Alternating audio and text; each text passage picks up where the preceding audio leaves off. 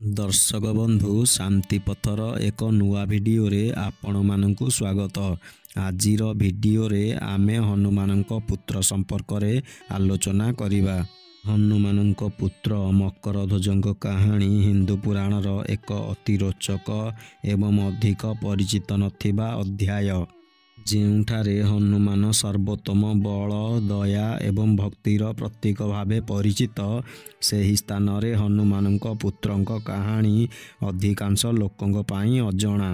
ରାମାୟଣର କିଛି ସଂସ୍କରଣ ଅନୁସାରେ ମକରଧ୍ୱଜଙ୍କ ଜନ୍ମ ଏକ ଦିବ୍ୟ ଘଟଣା ସହିତ ଜଡ଼ିତ, ଯାହା ପରବର୍ତ୍ତୀ ସମୟରେ ହନୁମାନଙ୍କ ସହିତ ଏକ ଦିବ୍ୟ ସମ୍ପର୍କ ସ୍ଥାପିତ କରିଥାଏ। ହନୁମାନଙ୍କ ପୁତ୍ରଙ୍କ କାହାଣୀ ଆରମ୍ଭ ହୁଏ ଯେତେବେଳେ ହନୁମାନ ଲଙ୍କା ଯାତ୍ରା ସମାପ୍ତ କରି ଫେରି ଆସୁଥିଲେ।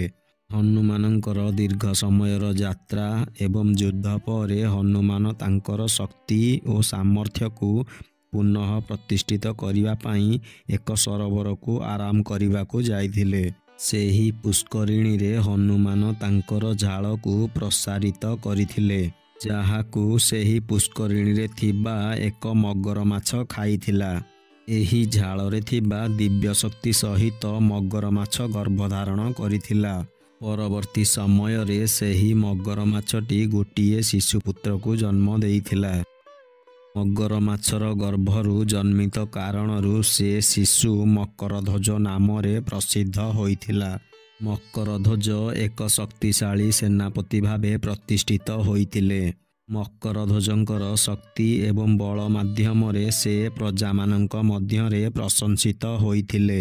ମକରଧ୍ୱଜଙ୍କର ସାକ୍ଷାତ ପିତା ହନୁମାନଙ୍କ ସହିତ ହେବା ପରେ ସେ ହୃଦୟଙ୍ଗମ କରିଥିଲେ ଯେ ତାଙ୍କର ଆତ୍ମା ହନୁମାନଙ୍କ ପରିବାରର ଏକ ଅମୂଲ୍ୟ ଅଙ୍ଗ ହେବା ପାଇଁ ପ୍ରସ୍ତୁତ ଅଛି।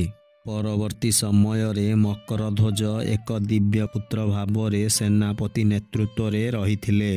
ହନୁମାନଙ୍କ ସହିତ ମକରଧ୍ୱଜଙ୍କ ସମ୍ପର୍କ ପ୍ରଥମେ ଅଜଣା ଥିଲା, କିନ୍ତୁ ପରବର୍ତ୍ତୀ ସମୟରେ ଏହି ସମ୍ପର୍କ ଏକ ପ୍ରେମ ପରିବାର ଆଧାରରେ ପରିଣତ ହୋଇଥିଲା। ହନୁମାନ ମକରଧ୍ୱଜଙ୍କୁ ଆଶୀର୍ବାଦ ଦେଇ ନିଜର ଦିବ୍ୟ ଶକ୍ତିରେ ତାଙ୍କୁ ଶକ୍ତିମାନ କରିଥିଲେ।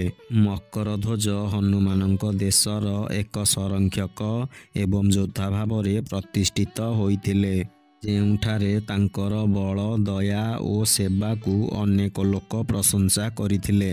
ମକରଧ୍ୱଜଙ୍କ କାହାଣୀ ହନୁମାନଙ୍କ ଗାଥାରେ ବର୍ଣ୍ଣିତ ହୋଇନଥିଲେ ମଧ୍ୟ ମକରଧ୍ୱଜ ଏକ ଦିବ୍ୟ ପୁତ୍ର ଭାବେ ପ୍ରତିଷ୍ଠିତ ଓ ପ୍ରମାଣିତ ହୋଇଥିଲେ। ମକରଧ୍ୱଜଙ୍କର କାହାଣୀ ଭକ୍ତି, ବଳ ଏବଂ ସେବାର ସାମ୍ପ୍ରତିକ ଅନୁସରଣ କରିଥାଏ। ମକରଧ୍ୱଜଙ୍କର ଶକ୍ତି ଓ ସାମର୍ଥ୍ୟ ସମ୍ପର୍କରେ ତାଙ୍କର କାହାଣୀ ସମସ୍ତ ଭକ୍ତମାନଙ୍କୁ ଆଶୀର୍ବାଦ ଓ ପ୍ରେରଣା ଦେଇଥାଏ।